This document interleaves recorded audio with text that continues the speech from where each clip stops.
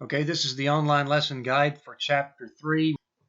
So the state is defined as the political, economic, social form of human organization, and it serves to maintain order, protect it from external threat, and administer to collective needs of its people. So this state is the primary actor and decision maker in the global system, which we at times call an anarchic system. Now, what does it mean when we say anarchic in this term? It doesn't mean that we're talking about total chaos. In this case, anarchy simply means that there's no global governance to enforce the rules. There's no global president. There's no world congress. There's not even a world federation like Captain Kirk had in Star Trek to go out and explore new worlds. So what we have here is the states interact according to their own self-interest as needed, and that brings up the concept of sovereignty, a very important concept in the global system. Once you have been recognized as a state by all of the other states and by the international organizations, the state, your state, has the final authority to make your own decision and make your own decisions and conduct your own affairs. So this is very important because this rule of sovereignty is really the only hard and fast rule we have out in the global system, as you'll see when we start talking about international law and how it has to rely on states actually agreeing that this law will global or international law will have to be abided by.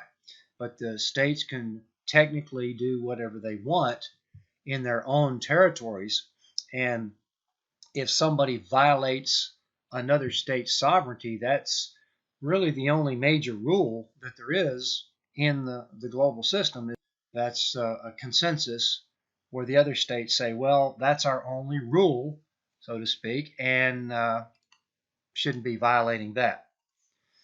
Now let's talk a few minutes about how this modern state system evolved, because this system of states that we have in the world is relatively recent phenomenon that has developed. So let's go all the way back to 10,000 years ago, when, most importantly, the concept of agriculture came about. The innovation that resulted in the domestication of plants and animals was probably one of the single most important events to human civilization. The advent of agriculture enabled people to come together in larger and larger communities and stay in one place and plan their future and create businesses and special roles and governments and bureaucracies. And so agriculture really kind of led to the concept of human civilization as we know it today. Very important. So human community starts to persist over time because they can stay and grow. Now, prior to that, we were roving bands of hunter-gatherers for hundreds of thousands of years. And so this really kind of kick-started human civilization into the next level.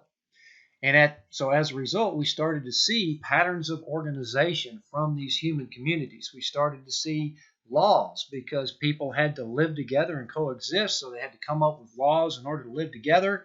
They started to come up with certain rights like property rights, so that because people had to live together and people had to live in their own spaces, so they had to come up with some rules for that. They started to develop market systems or some sort of system that they could trade or barter or be able to transact.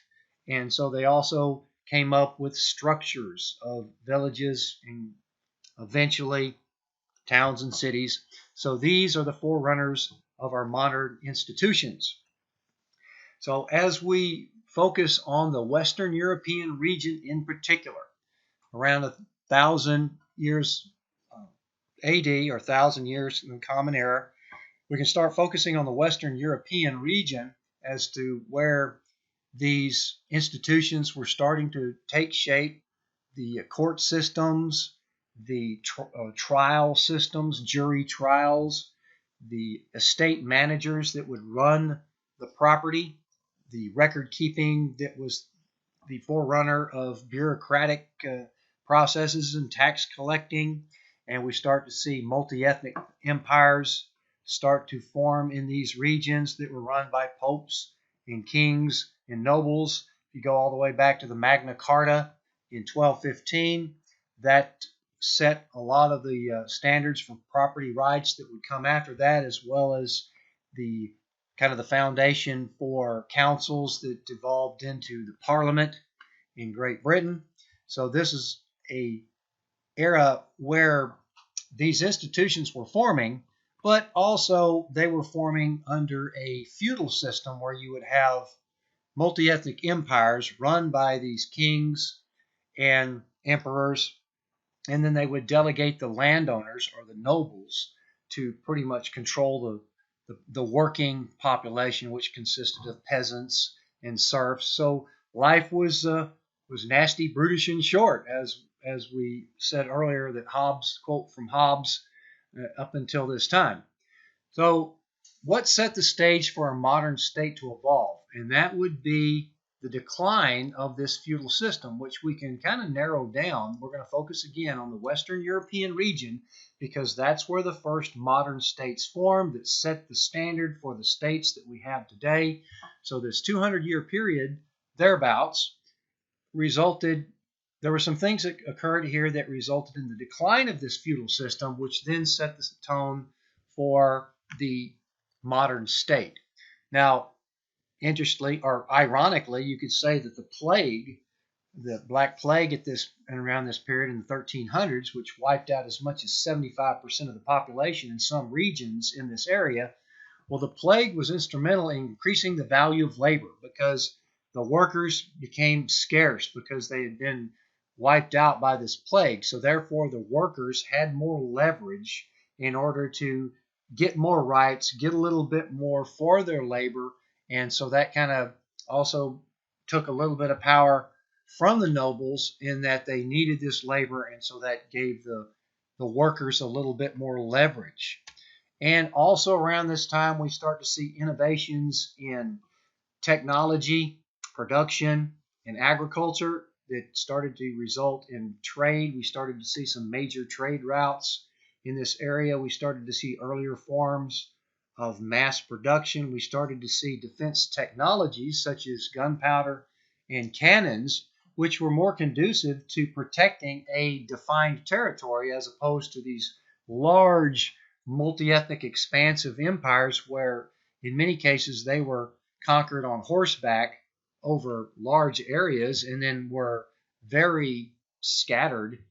And so now with trade, mass production, defense technology, we start to see that it's more conducive to have a defined area to do this with. And as a result of this innovation in agriculture, productive techniques, defense technology, we started to see that the merchant class or the business class started to take power away from the nobles. They started to supersede the nobles, and we started to see a system to where the merchant class or the business class was given a little bit more priority, and we started to see the beginnings of the capitalist systems here as far as currencies being used to buy products, that sort of thing. So another part of the factor there. And so all of this combined, we start to see during this period as feudalism declines, we start to see a shift to what we call territorially defined authority. And particularly in the Western European region, they started to fragment along their cultural lines. The Brits, the Huns, the Huguenots, the French, the Italians, the Spanish, the Belgians, the Danish. We started to see about a dozen cultural groups fracture off into these territorially defined authorities where not only did they politically fragment, but they also kind of went into considerably more political competition, which then really kicked their development into overdrive as well. So let's look at the next phase. Once the feudalist system starts to crumble and decline, we start to see again in Western European over these next 300 years, we start to see increased political competition, which really they were competing for ideas. They were competing for innovation. They were competing for technology. They were competing for power in this Western European region. And as a result, we saw the Renaissance period come through this area. We started to see scientific inquiry. And unfortunately, we also saw lots of war in this region because they were competing, and that also potentially influences conflict. So by the end of the 100 Years' War, we see the Treaty of Westphalia in 1648, which was very instrumental in establishing this concept of sovereignty that we've just talked about. The concept of sovereignty was established in this treaty in the Western European region so that these modern states could agree to take care of their own business, basically.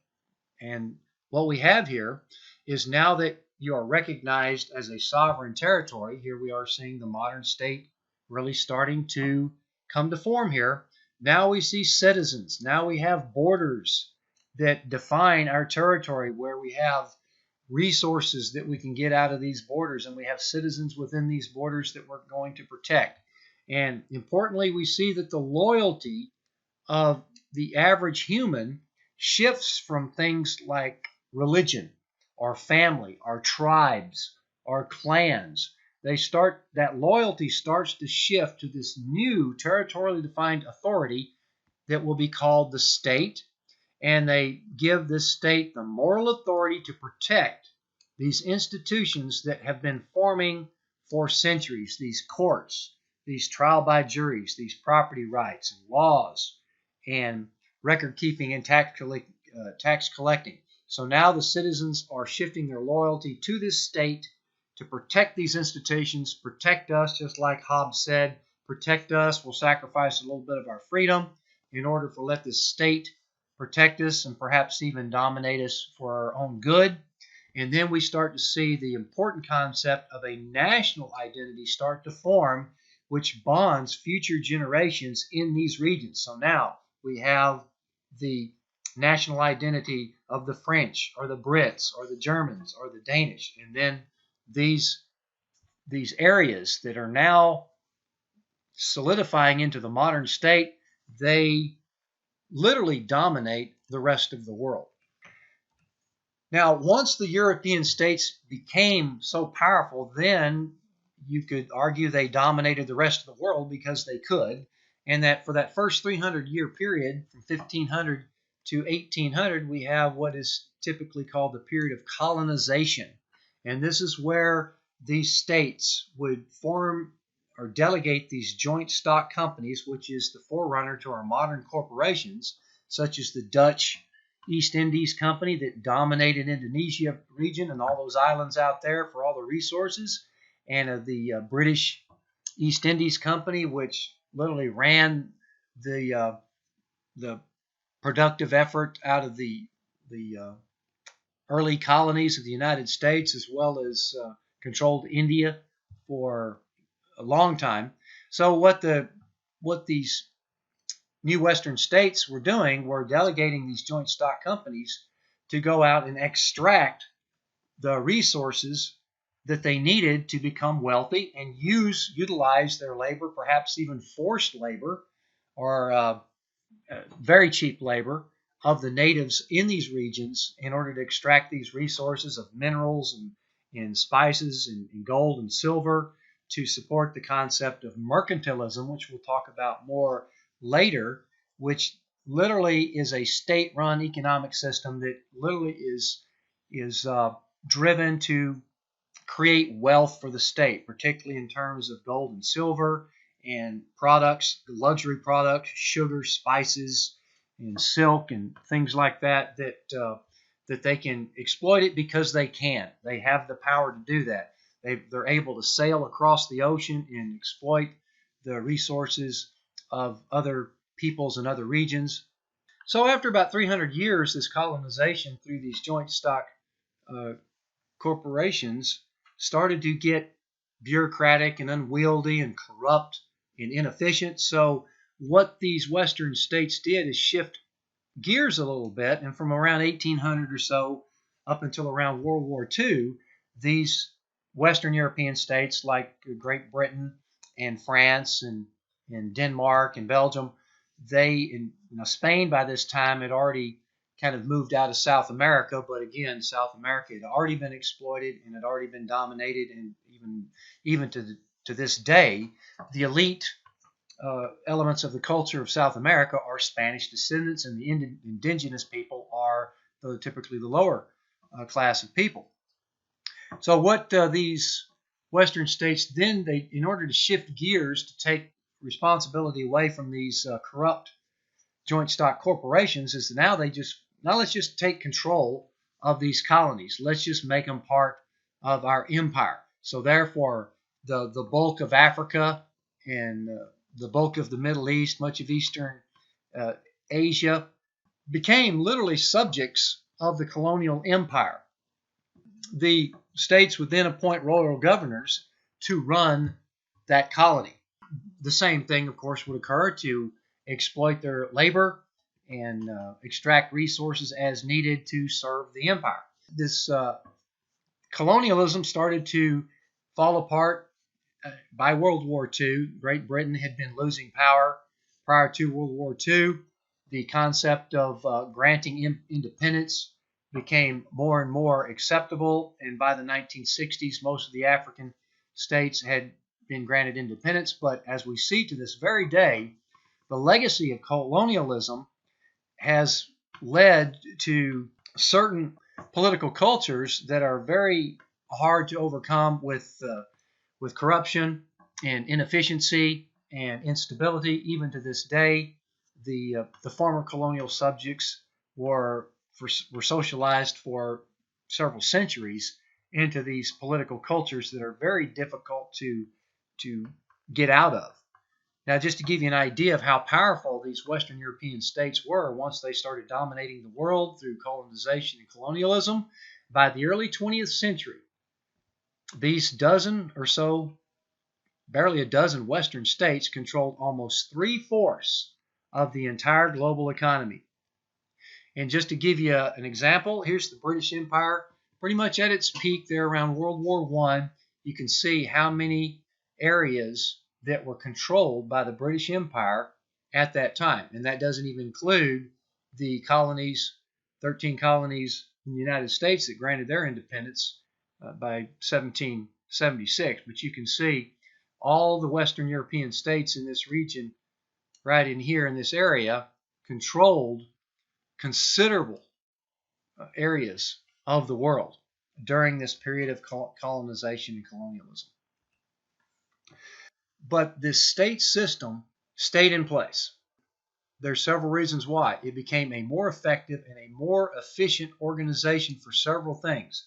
It became more efficient for extracting resources in your territory, and then you can trade those resources to add to your wealth, or you can use those resources to build your own industries. And as a result, you have a more efficient organization for economic relations. You are in charge of your territory, in charge of your monetary system, your tax system, and so therefore it's a lot more efficient to manage your economic relations. You have a better organization for monopoly of your armed forces within your controlled territory to protect your territory with these armed forces. It's also more conducive for elite norms of your society to take charge and start to influence your society through the institutions that the elite norms are created through, such as in America, we create the Constitution and lots of other systems of government that we all agree to abide by. And so therefore you start to develop a civil society within your borders.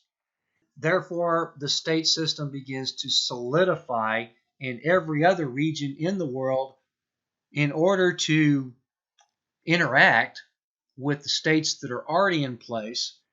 Everybody, all territories, all human societies then start to form their own states. This state system effectively delegitimized all other forms of governance to this day. Now, we have some problems, obviously, and we'll talk about those. Now, more on the civil society of any state. A civil society gives and accepts the government's authority to act on its behalf. Now, in some states, this is more unstable than others. In some states, you have dictators running the show, and the civil society doesn't have a whole lot of choice, and so therefore their civil society is not as well matured. And that's a very important aspect of a successful, stable state, is to have a healthy civil society. And that includes religious organizations of all different types of religions, hobby groups, political movements that are able to organize and influence government or even speak out against government, professional associations that get people together in their own interest to help their livelihood and then also influence government so that the government recognizes their profession in order for them to make a living in this very healthy, vibrant civil society. Particularly in America and other states that are very stable and successful, relatively speaking, the civil society is partially independent of the state. It somewhat balances with the state. We'll talk about this more in detail later when we talk about a democratic political culture, because it also has tensions with the state to make sure that the state is held accountable, to keep the state on its toes. We trust you because we are electing you into that position, but we are also suspicious of you because you have the potential to be secretive or gather power. And so therefore you have somewhat of a balance of a trust in government along with a healthy skepticism of government. Very hard to establish, very hard to evolve into. That's why a lot of countries in the world are still struggling with development and stability because of these situations where they're unable to create a stable state system that's going to allow a healthy civil society to flourish. So as we'll see, the civil society is necessary for a healthy functioning of democratic systems. Now let's talk for the next few minutes about what the basic challenges are to this state system. Now let's be clear, this state system that we have is probably not going anywhere for a long time. We'll talk a little bit about some theories that are examining how states could be willing to give up their sovereignty and form perhaps a global system or a global federation. We don't really see that. We actually see as much opposition to that as we do a tendency to go in that direction. Certainly arguable either way, but let's talk about the challenges that this state system has facing it. Now, one of the biggest challenges, of course, is that our system remains anarchic and that there's no global authority that's keeping all of these states in line. The states are acting upon their own self-interest, and that is still conducive to conflict, competition, which is not, of course, always bad, but competition could lead to problems as well. And, of course, we do see a lot of inequality in the world that is really not getting alleviated as long as we see states that are still out for their own self-interest. And since we have no global governance, resolution remains difficult. Even though we have world courts that are trying to get states to come together and resolve their differences through an international law, that's still very difficult because the states can still decide whether or not they want to abide by that international decision. And if they decide that they don't want to abide by it, then it's effectively useless. We also see that authoritarian states have a tendency to abuse their own citizens. There's lots of cases still out there in the world where there's citizens that don't like their authoritarian rulers and are thrown in political prisons or driven out and become refugees.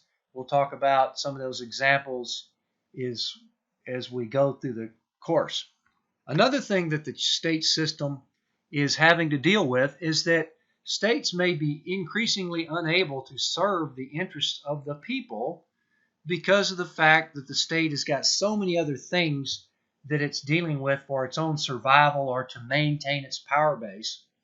Now, this concept of utilitarianism is one that simply means is that we are trying to find the greatest benefit that is going to help the greatest number of people. And you could argue that that was one of the original ideas of a government, is to everybody collectively decide how can we benefit the greatest number of our citizens. Now, you certainly could see that states in the world, even the United States, is considerably less utilitarian than it may have been originally intended, because we have the power elite and the wealthy that is driving policy that continues to give them advantages, while the poor or the working man or even the middle class is not seeing as much benefits as the power elites or the wealthy are getting from government. Government is divided into parties that are constantly battling for control of government. So therefore, governments are becoming more disconnected from people, and they are divided from within because of these parties that are always jockeying for control of government so that they can pass policy that they believe in, or that they can make the world, they can shape the world in what they think the world should be according to their ideology. And the United States is witnessing that right now with our two-party system, constantly bickering between the parties as to who's going to control Congress, who's going to control the courts, who's going to control the presidency. If we start to see increasingly smaller states because of fracturing, that we'll talk about here in just a second, they are going to be increasingly dependent on larger states, which is pretty much defeating the purpose of the state system if you're creating states that really can't even handle their own business. Another challenge to the state system is that we're starting to see more and more global concerns that really are not going to be able to get solved unless we solve them globally as a collective system of states coming together to try to determine how do we stop this disease. Because when disease gets to a border, it doesn't just stop there and say, oh, okay, I got to get a passport to go to this other country. No, the disease just keeps on going and affects people all over the world. A person just has to get on a plane, and that disease is spread all the way across the other side of the world. Concerns about poverty are crossing borders. We have lots of non-governmental organizations that are trying to address poverty that the states are unable to deal with because the poverty is so large and it crosses borders. And obviously we know that the environment, whether it's pollution or greenhouse gases that is contributing to the global warming, those are global issues that have to be solved collectively on a global basis. We're also starting to see that there's more economic interdependence between states because of trade, the global and financial system of investment. We do see that the rich countries are having to give aid to poor countries to help them develop. We'll talk more about aid later because it is somewhat controversial as far as whether the poor countries are getting enough, or from the other perspective that whether rich countries should be giving any money at all to poor countries. Very strong debate going on the concept of aid, but that's a global concern, because if we have poor countries that are constantly needing help and they're constantly underdeveloped or breeding grounds for terrorism, that is affecting all states. That's affecting rich states. So that's a global concern. In order to deal with these global concerns, we're going to have to delegate more and more of these situations to international organizations like the UN, perhaps the World Bank, which serves to provide loans and aid to poor countries for developing their water systems, their infrastructure, the International Monetary Fund, which also provides loans and regulates their financial systems to help keep them stable, particularly with their currencies. The European Union, we'll talk about in more detail later, which is the type of organization that's trying to get states together in order to increase their economic power and to solve problems collectively. EU is going through some trying times right now, and we'll talk about those later. But as you can see, another big challenge to the state system is that we're seeing more and more global concerns. The concept of a nation state is where a culture of peoples, basically defined along ethnic lines. Ethnicity is where people are bound by common language, common religions, common historical experiences, or common customs, and it binds people together very strongly. Cultures of people would generally prefer to have a state that matches their culture. Well, that's not how it worked with colonialism. A lot of these regions were carved up with borders that had no consideration of cultural elements, and so therefore you've got a lot of countries out there that remain unstable because these cultural elements cannot get along or cannot coexist. And so this concept of ethno-nationalism means that these ethnic groups would like to have their own country. Now we'll talk about that a little bit more later, but it has shown to create more conflict. So this concept of ethno-nationalism is that the state boundaries do not coincide with the culturally homogeneous populations that they would prefer. Now, this is very debatable because if everybody just divided up according to their own ethnicity of people that they agreed with or looked like or sounded like or believed like, yes, we would have a lot of separated territories with potentially more conflict. Whereas when you look at some of the examples of democratic systems, you have fairly diverse societies that agree to coexist and agree to come together and represent their various groups in government, and they are relatively successful without having to break apart in these various different states or countries just because they want to be ethnically homogenous. So this is a very controversial and debatable concept. So the nationalism of having your own country feeds this right that we need a state that matches our culture or our ethnicity. And this is a source of much conflict in the world. And technically, there's really no such thing as a pure nation state that exists out there in the world.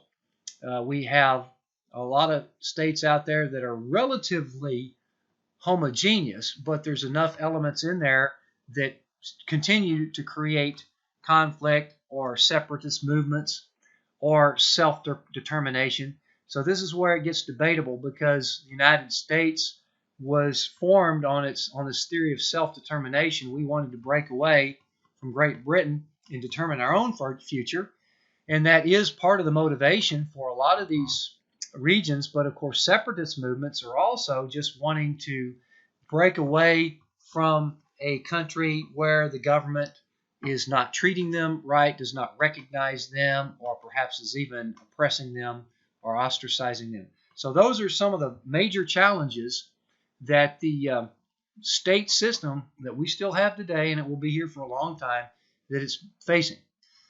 So we've talked about these things. These are some concepts that you're going to want to know and prepare for before you take the quiz. What are those terms? What's the basic factors that led to the decline of the feudal system? What are the definitions of these two terms and why are they important? What does that term utilitarian mean in the context of state governments? And in the term we just talked about, ethno-nationalism, how would you briefly describe that?